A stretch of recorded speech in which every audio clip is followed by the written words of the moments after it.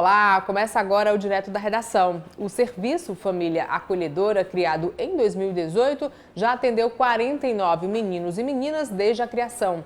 Atualmente, 163 crianças e adolescentes estão aptos a se beneficiar com o programa, que tem como objetivo garantir a convivência em ambiente familiar daqueles que tenham sido afastados da família de origem de forma temporária. Sobre esse serviço, eu conversei com a psicóloga Andréa Boto. Andréa, muito bem-vinda ao Direto da Redação. Eu queria que você começasse explicando como é que funciona esse serviço de família acolhedora. Bom dia. O Serviço Família Acolhedora é um serviço da SDHDS, né, Secretaria de Direitos Humanos e Desenvolvimento Social. A gente trabalha com crianças em medida protetiva que foram afastadas temporariamente dos seus ambientes familiares e essas crianças elas ficam temporariamente em famílias que são cadastradas e capacitadas e acompanhadas por uma equipe técnica de psicólogos, assistente social, pedagogo, educador social. Tem toda uma equipe para dar suporte no período em que a criança fica com a família. O objetivo principal do serviço é a reintegração familiar. Essas crianças elas saem por algum motivo de violência, maltrato, negligência e elas ficam no acolhimento institucional aguardando a situação jurídica ser resolvida. Esse é o momento em que a família acolhedora pode dar o suporte para essas crianças, no momento em que elas estão muito fragilizadas, né? Porque a saída do ambiente familiar, por pior que seja, é também uma violência para essas crianças estarem isoladas em acolhimentos institucionais. E essas famílias que abrem suas casas para dar esse suporte para essa criança nesse momento que ela muito precisa desse suporte emocional, afetivo, né? A família também está garantindo o direito da criança da convivência familiar e comunitária, que nesse momento de retirada de sua família de origem lhe foi privado esse direito. Então, a família acolhedora, ela fica temporariamente enquanto a criança tem a sua situação jurídica resolvida e, em seguida, ela retorna para o seio familiar ou ela vai ser direcionada para a adoção. Então, é bom deixar bem claro que não é uma adoção. Não, não é uma adoção, porque, como eu falei, o objetivo principal, primordial, é a reintegração familiar. É ver condições para que essa família possa voltar para o seio de sua família sem que ela sofra novas violências. Então, existe um período em que toda a equipe faz esse acompanhamento da família de origem para ver se ela realmente tem condições, se tem possibilidades dessa reintegração familiar. Existindo a possibilidade, nosso trabalho é todo voltado para essa reintegração familiar. Então, a família acolhedora, ela já recebe a criança sabendo que ela não vai ficar com essa criança, né? Não é adoção, é um período em que se resolve essa situação jurídica e, em seguida, a criança retorna para a família. Entendi. E como é que é feito esse cadastro e a escolha dessa família que vai receber a criança ou o adolescente? Pronto, as famílias interessadas, elas procuram no site da SDHDS, preenchem um pré-formulário, onde ela vai colocar todos os dados, e aí a gente vai entrar em contato com essa pessoa que preencheu o formulário, convida ela para ir até a secretaria, fazer uma entrevista, levar as documentações que são necessárias, aí ela já faz a gente já faz uma triagem, se ela atende os requisitos. Quais são esses requisitos? Residir no município de Fortaleza, ter idade acima de 21 anos, não ter comprometimento com a justiça, ter uma renda própria e o principal é ter condições afetivas, porque o que a criança mais precisa nesse momento, além de um ambiente seguro para que ela fique durante esse período, é a abertura afetiva que essa família tem para acolher essa criança nesse momento delicado de sua vida.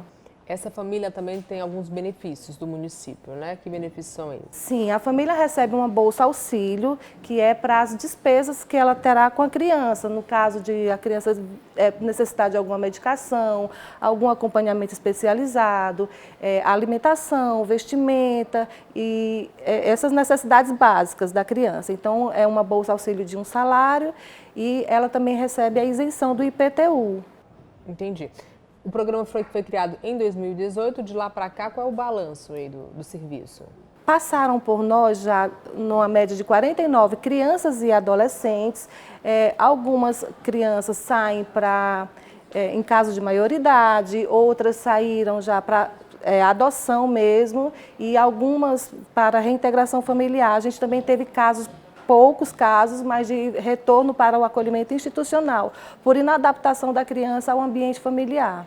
E atualmente, quantas crianças estão atendidas? Atualmente nós temos 18 crianças e adolescentes em 16 famílias, porque nós também atendemos grupos de irmãos, né? A família ela pode traçar o perfil de que ela está apta a receber em sua casa, né? Tem famílias que recebem grupos de irmãos, tem também crianças com deficiência.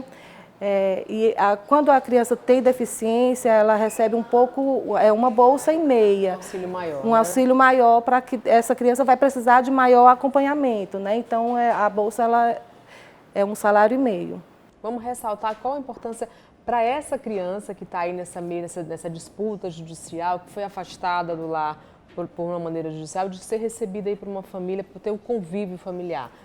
Vai ser primordial para a vida dessa criança e desse adolescente. Sim, a criança, quando ela está no acolhimento institucional, ela não tem esse olhar individualizado, né? Então, as crianças, elas, quando são trabalhadas em coletivo, elas têm as suas particularidades que, muitas vezes, algumas necessidades essenciais passam despercebido, porque por melhor que o acolhimento institucional seja, ele não consegue dar esse olhar individualizado, né? E o acompanhamento que a família dá é esse olhar individualizado, está acompanhando as demandas, o dia a dia da criança. Então, a criança ela está tendo essa oportunidade de ter o seu desenvolvimento, a família acompanha, né, esse seu desenvolvimento de uma forma mais integral, mais efetiva. Bacana. Para a gente encerrar, André, eu queria que você repetisse aí como é o canal, para a família que se interessou, para participar do serviço de família acolhedora. A porta de entrada. A porta de entrada é o formulário que a pessoa vai pegar no site da SDHDS, Secretaria de Direitos Humanos e Desenvolvimento Social, preenche o formulário, deixa os contatos e a nossa equipe entra em contato com a família e convida para uma entrevista. Entendi. Lembrando aí que a família que participar tem todo o aparato do município a seu favor, né? Isso, a gente procura ter o trabalho em rede, né? A gente tem pedagogo que faz esse acompanhamento na escola, tem a psicóloga que acompanha as demandas de saúde da criança, do desenvolvimento, o que foi que o agravamento da retirada da família, né? Quais foram as consequências, a psicóloga vai estar dando esse suporte, a assistente social vendo os direitos dessa criança estão sendo realmente atendidos. Então, é toda uma equipe, né? A gente costuma falar que a gente trabalha em conjunto, é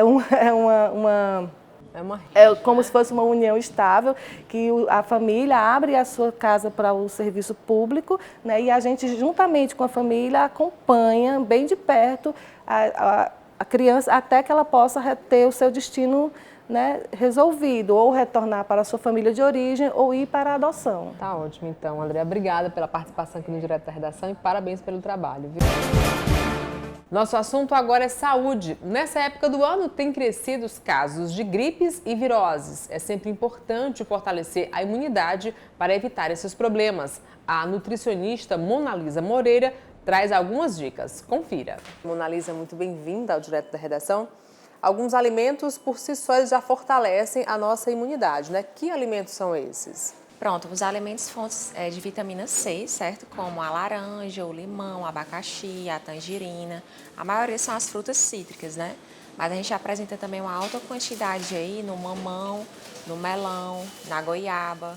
E outros alimentos também muito importantes são os alimentos fontes de zinco, complexo B, que são vitaminas que potencializam também a imunidade, né? Que a gente encontra nos grãos integrais, como a linhaça, a chia, na aveia. A gente encontra também nas castanhas, numa alta quantidade, nos peixes, né, que são muito importantes. E também ter cuidado com a quantidade, às vezes, de alimentos industrializados, né, fazer uma redução desses alimentos. Aumentar também a quantidade de vitamina D, que a gente também encontra nos peixes, nos laticínios também numa grande quantidade, mas é importante o banho de sol aí para complementar, né, essa absorção dessa vitamina D, que faz parte também dessa imunidade. Potencializa também as células, né, que seriam os linfócitos T, né, que são as células da maior grande parte aí, da imunidade, né, que combatem os quadros de infecções e de inflamações no corpo. O que é que pode causar a imunidade baixa? Imunidade baixa, geralmente, um dos maiores problemas seria a alimentação inadequada, né? Uma alimentação pobre em fibras, pobre em proteínas, frutas e verduras, pessoas que são sedentárias há muito tempo, né? Não se exercitam, pessoas que muitas vezes têm problemas de depressão e ansiedade, têm um risco maior de ter essa queda brusca da imunidade, porque o emocional ele afeta muito o físico, né? É uma dica aí que eu deixo em alerta para vocês. E outra coisa também seriam as pessoas que têm baixo peso, né? É um quadro, às vezes, muito fácil de adquirir aí infecções e inflamações.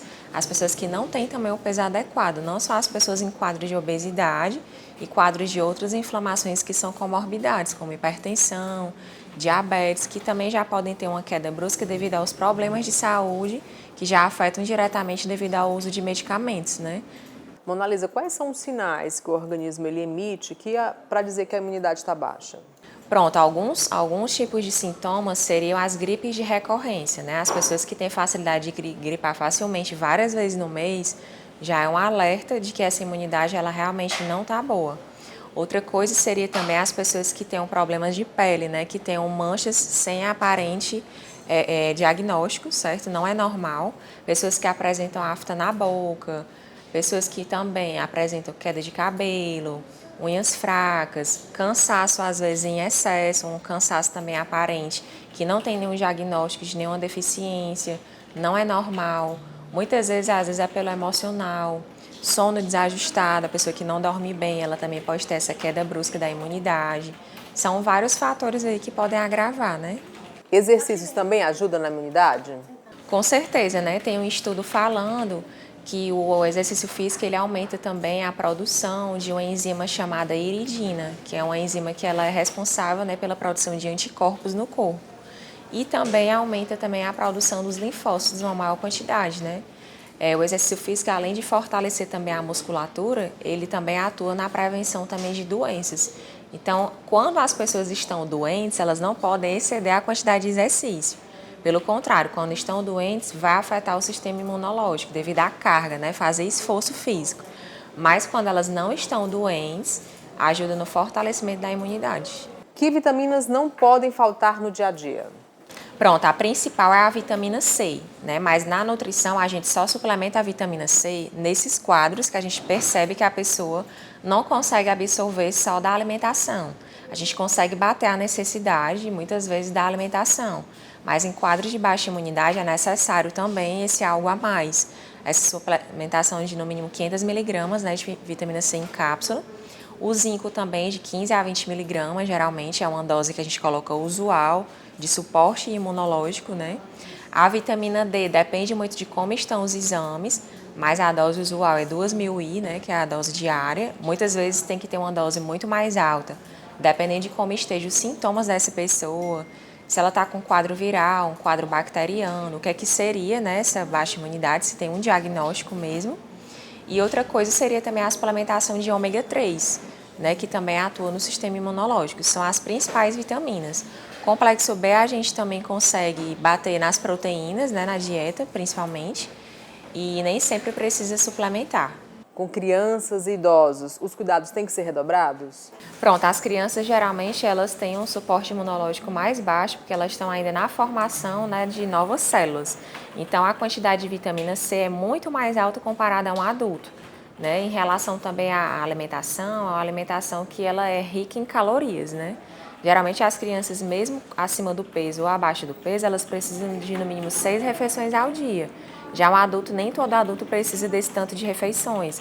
Vai depender muito de como seja a demanda calórica, se ele faz atividade física, se ele é sedentário, se ele é acima do peso, se ele tem alguma comorbidade, né?